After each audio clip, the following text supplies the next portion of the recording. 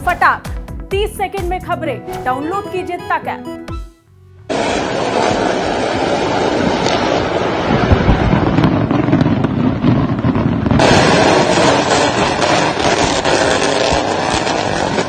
नमस्कार, जय हिंद। भारत तक देख रहे हैं आप और मैं हूं ऋषिराज। बात करेंगे अमेरिका, ईरान और इराकी मिलिशिया गुट की। जब से अमेरिका और इजराइल ने मिलकर ईरान के commander in chief Qasem Soleimani और इराकी मिलिशिया गुट के कमांडर को एलिमिनेट किया है, तब से ही ईरान और इराकी मिलिशिया गुट के निशाने पर अमेरिका और इजराइल है। रह रहकर इसी कड़ी में अमेरिका पर हमले होते रहते हैं और अब खबर है कि इराक के बगदाद में स्थित अमेरिकी दूतावास पर धड़ाधड़ जो है कई सारे रॉकेट्स दागे गए हैं। तो आगे की क्या जानकारी है इस वीडियो में हम आपको बताने जा रहे हैं कि इस रॉकेट हमले पर क्या कुछ हुआ है, क्या नुकसान हुआ है, किस तरीके से इसको टारगेट किया गया, ये सब कुछ हम आपको बताने जा रहे हैं इस वीडियो में।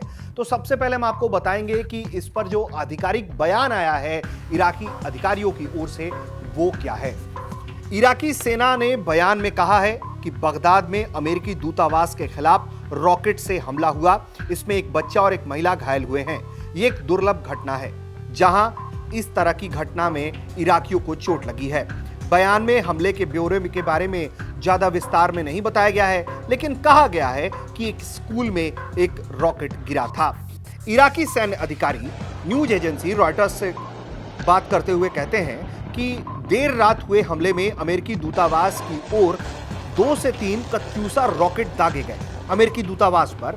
उसमें से कम 2 जो रॉकेट थे वो दूतावास की रक्षा प्रणाली जो है रोकने वाली रॉकेट रक्षा प्रणाली उसके द्वारा मार गिराया गया। इस महीने दूतावास को निशाना बनाकर कई हमले हो चुके हैं, जिनमें से कुछ के लिए अमेरिका ने ईरान गठबंधन मलेशिया समूह पर आरोप भी लगाया हुआ है। इन हमलों में अमेरिकी सैन्य और राजनयिक कर्मियों की मेजबानी करने वाले ठिकानों या प्रतिष्ठानों को लक्षित किया गया है, लेकिन कोई अमेरिकी हताहत नहीं हुआ है। यह ऐसा नहीं है कि यह पहली बार हो रहा है। इससे पहले 6 जनवरी को इराक और सीरिया में अमेरिकी सैनिकों को निशाना बनाकर सिलसिलेवार तरीके से हमले किए गए। अधिकारी कहते हैं कि 5 रॉकेट ने हाल ही में पश्चिमी इराक में अमेरिकी नेतृत्व वाले गठबंधन सैनिकों द्वारा इस्तेमाल किए गए हवाई अड्डों को निशाना बनाया। रॉकेट पश्चिमी इराक में अल अनबर प्रांत के रेगिस्तान में एन अल असद हवाई अड्डे के पास गिरा था।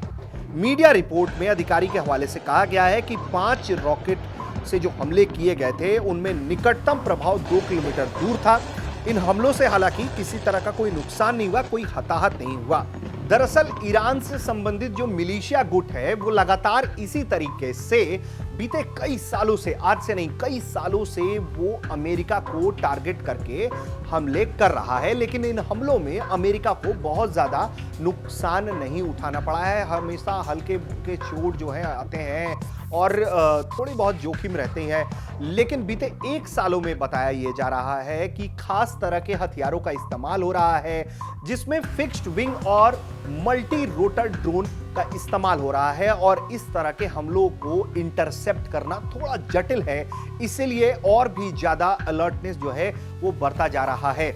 ये दूसरी सालगिरह का मौका था जब अमेरिका और इजराइल के स्ट्राइक में जो है वो कासिम सुलेमानी और इराकी मिलिशिया कमांडर जो है उसको एग्जीक्यूट किया गया था। उस हमले में उसकी दूसरी बरसी पर इस तरह के हमले जो हैं वो हो रहे हैं। ईरान लगातार इजराइल के खिलाफ भी हुंकार भरता रहा है और इस तरीके से अमेरिकी दूतावासों पर लगातार हमले भी होते रहे हैं। इस मामले में आगे जो अपडेट होगा वो भी हम आपको बताएंगे। आप देखते रहिए भारत तक।